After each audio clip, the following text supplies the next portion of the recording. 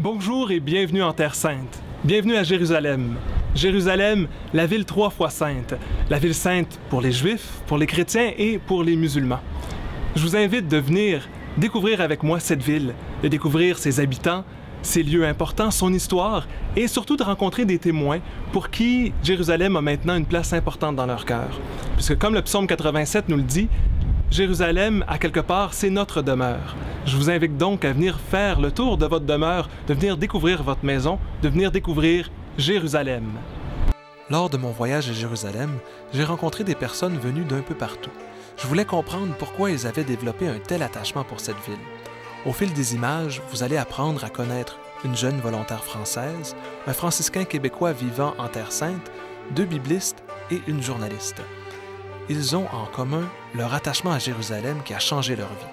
Prenons le temps d'écouter pourquoi ils sont ici et ce qu'ils ont découvert. Bon, pour moi, Jérusalem, c'est un peu...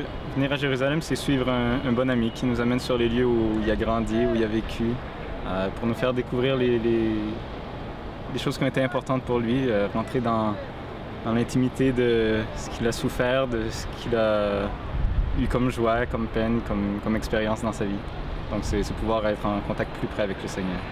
J'ai été envoyée en mission donc, pour être prof de français dans une école dans un petit village palestinien.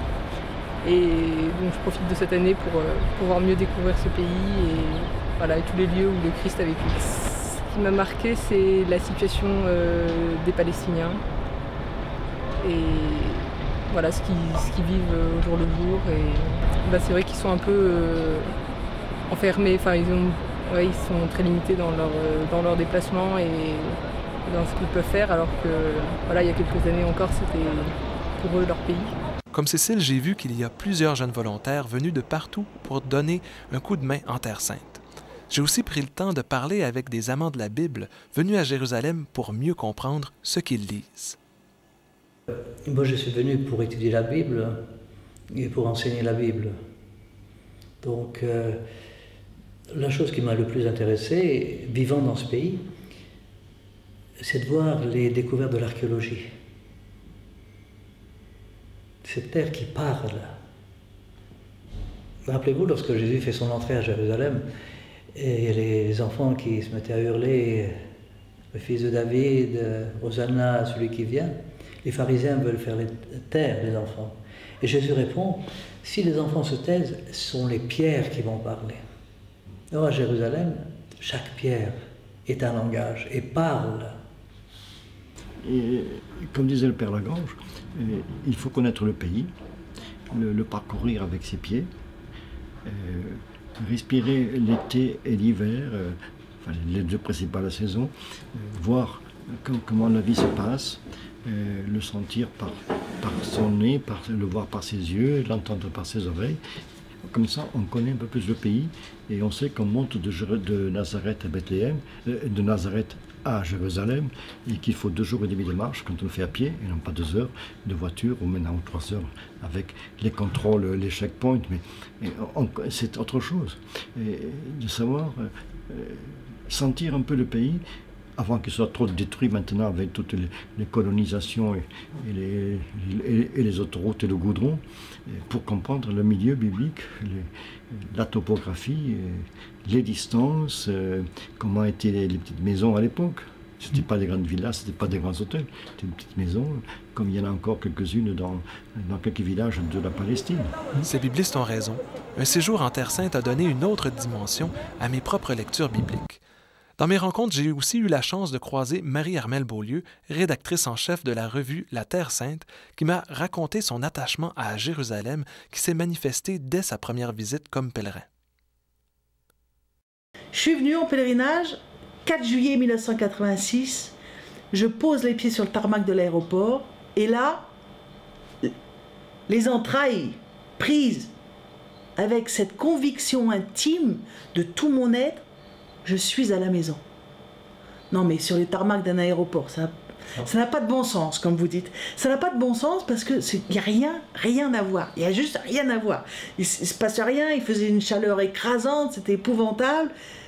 Et je suis à la maison. Et depuis 25 ans cette année, ce sentiment d'appartenance intime à la ville, de légitimité à vivre ici, autant qu'un Palestinien musulman ou chrétien vivant ici, autant qu'un Israélien juif vivant ou retournant à Jérusalem, comme ils disent, je me trouve dans la même légitimité. Dans Sion, chacun est né, comme le dit le psaume 87. Voilà, ben, je suis là. Moi, je l'ai senti dans mes tripes. Et du coup, en dépit des obstacles de la langue, que ce soit l'arabe, que ce soit l'hébreu, en dépit des abîmes de différences qu'il y a dans la culture, dans la tradition, dans les habitudes vestimentaires, dans la culture culinaire, c'est très important. Hein. On est aussi ce qu'on mange. Moi, en bonne française, sans fromage, à un moment donné, il y a... Mais pourtant, malgré ces petits manques, je suis à la maison. On dit que Jérusalem, en hébreu Yerushalayim, veut dire ville de paix. Pourtant, cette ville est marquée par des conflits importants, mais aussi des réussites de cohabitation dans la différence. Les grands médias nous transmettent surtout tout ce qui va mal. Moi, j'avais le goût de connaître les souhaits et les espoirs de chacun pour Jérusalem. On est dans une spirale du pire depuis des années, des deux côtés d'ailleurs, hein, et israéliens et palestiniens, dans une spirale du pire des deux côtés, et peut-être qu'on attend en fait le clash pour qu'il y ait une vraie redistribution des cartes. Mais c'est une attente sereine, hein, on va vers le pire, mais même pas peur, parce que fondamentalement, c'est Jérusalem, c'est la Terre Sainte. Il est évident que Dieu a un projet sur cette ville. Enfin, pour moi, il n'y a pas l'ombre d'un doute, il y a un projet sur cette ville. Par conséquent, à un moment donné, la ville va ressusciter comme le Christ a ressuscité. Mais on est obligé de passer par des trous de souris, comme le Christ est passé par la Passion.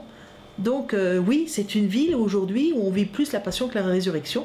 Mais la fin de l'histoire, on la connaît, c'est la résurrection. Voilà, mais simplement, effectivement, il faudra accepter de la partager, de l'aimer au point de la partager. C'est vraiment mon désir, mon rêve pour la ville. J'espère le voir. Mais encore une fois, je pense qu'à un moment donné, avant d'arriver à là, on va devoir passer par un nouveau boulot qui risque d'être un tout petit peu douloureux. Bon, on verra. Hein. Mais les espoirs sont réels. Pour Jérusalem, que la paix arrive le plus tôt possible. Et qu'il y ait de la place pour tout le monde. Comme disait le pape Paul VI, c'est une ville ouverte, et une ville qui appartient au monde entier, à tous les croyants. Moi, ce que j'espère, c'est que les chrétiens, enfin que d'ailleurs tous les Palestiniens, voilà, en général, et spécialement les chrétiens de Palestine, puissent sortir et venir sur les lieux du Christ avec nous. Jérusalem, les prophètes l'ont déjà dit, Jérusalem doit rester une ville ouverte. Ses portes doivent être ouvertes jour et nuit. Le deuxième, Isaïe, avait déjà compris que le temple devait être une maison de prière pour tous les peuples. Mais Hérode, dans le temple qu'il avait fait construire, avait fait ajouter le parvis des gentils. Les païens avaient le droit de venir au temple de Jérusalem. Donc la vocation de Jérusalem, c'est de faire de deux peuples un seul peuple. Ça, c'est une mission qui est très difficile, mais si c'est prophétique, si c'est annoncé dans les Écritures, on y arrivera.